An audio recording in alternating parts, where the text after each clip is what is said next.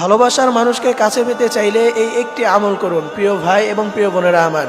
আপনি যদি আপনার ভালোবাসার মানুষকে আপনি কাছে পেতে চান, কিংবা আপনার ভালোবাসার মানুষকে যদি আপনি বাধ্য করতে চান, আপনি যদি চান যে আপনার ভালোবাসার মানুষ সেও আপনাকে পাগলের মতো ভালোবাসুক, তাহলে আপনি অবশ্যই এই একটি আমল করবেন। প্রিয় ভাইয়েরা আমার, আমাদের অনেক ভালোবাসার মানুষ রয়েছে, হোক সেটা আমাদের কোনো বন্ধুত্ব, কিংবা আমাদের আত্মীয় স্বজন, কিংবা আমাদের যে কোনো ভালোবাসার মানুষ। আপনি যদি দেখেন যে আপনি তাকে ভালোবাসেন, সব কিছু উজাড় করে দিয়ে আপনি তাকে চান, কিন্তু আপনার ভালোবাসার মানুষ সে আপনাকে অতটা ভালোবাসে না, সে আপনাকে অবহেলা করে, কিন্তু আপনি যদি চান যে আপনি যাকে ভালোবাসেন সেও আপনাকে আপনার মতো করে ভালোবাসুক, সেও আপনাকে আপনার মতো করে আপনাকে চাক, তাহলে আপনি অবশ্যই এই আমলটি করবেন।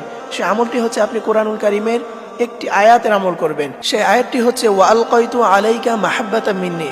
আপনি যদি এই আয়াতটি নিয়মিত পাঠ করতে পারেন, এই আয়াতটি পড়ার নিয়ম হচ্ছে আপনি আপনার ভালোবাসার যে মানুষ, আপনার বন্ধু কিংবা আপনার আত্মীয় স্বজন, কিংবা অনেকে আছে যে বাবা মা কথা শোনে না, ছেলে মেয়ে কথা শোনে না, আপনি যাদেরকেই বাধ্য করতে চান, কিংবা আপনার যে কোনো ভালোবাসার মানুষকে যদি আপনি বাধ্য করতে চান, তাহলে আপনি সর্বপ্রথম আপনি এই আমলটি করবেন। এবং মনে রাখতে হবে, এটা কোনো হারাম কোনো ক্ষেত্রে এটা ব্যবহার করলে এটা প্রযোজ্য হবে না, কারণ আমলটি হচ্ছে কোরআনুল কারীমের আয়াত, আর কোরআনুল কারীমের আয়াত এটা হচ্ছে পবিত্রতার ক্ষেত্রে, এটা হালাল সম্পর্কের ক্ষেত্রে এটা প্রযোজ্য হবে, কোনো হারাম রিলেশনের ক্ষেত্রে এটা কোনো কাজে আসবে না। যদি স্বামী স্ত্রীর মধ্যে অমিল থাকে, স্বামী স্ত্রীর কথা শোনে না, স্ত্রী স্বামীর কথা শোনে না, কিংবা সন্তান মা বাবার অবাধ্য হয়, যেই যাকে বাধ্য করতে চায়, তবে হালালভাবে হতে হবে। এই আমলটি করার নিয়ম হচ্ছে আপনি সর্বপ্রথম ওযু করবেন। মনে রাখবেন, ওযু অবস্থায় আপনি আমল করার চেষ্টা করবেন, তাহলে আমলটা গ্রহণযোগ্য হবে বেশি।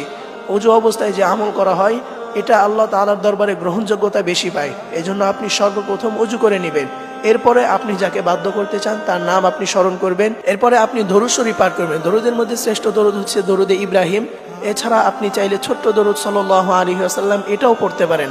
আপনি যে কোনো একটি দরুদ পড়ে নেবেন, তবে চেষ্টা করবেন যে দরুদে ইব্রাহিম পড়ার। নামাজের ভিতরে আমরা যে দরুদটা পড়ি, অর্থাৎ আল্লাহুম্মা সাল্লি আলা মুহাম্মাদ ওয়া আলা আলি মুহাম্মাদ কামা সাল্লাইতা আলা ইব্রাহিম ওয়া আলা আলি ইব্রাহিম ইন্নাকা হামিদুম মাজিদ।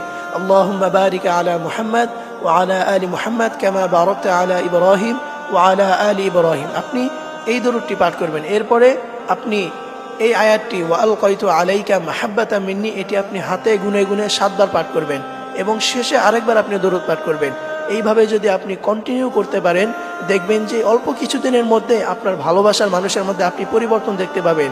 আপনি যেমন তাকে ভালোবাসেন সেও আপনাকে ভালোবাসবে, আপনি যেমন করে তাকে চান সেও আপনার মতো করে আপনাকে চাইবে। এই জন্য প্রিয় ভাই এবং প্রিয় বোনেরা, বিশেষ করে স্বামী স্ত্রী যারা আছেন, আপনারা অবশ্যই এই আমলটি করবেন।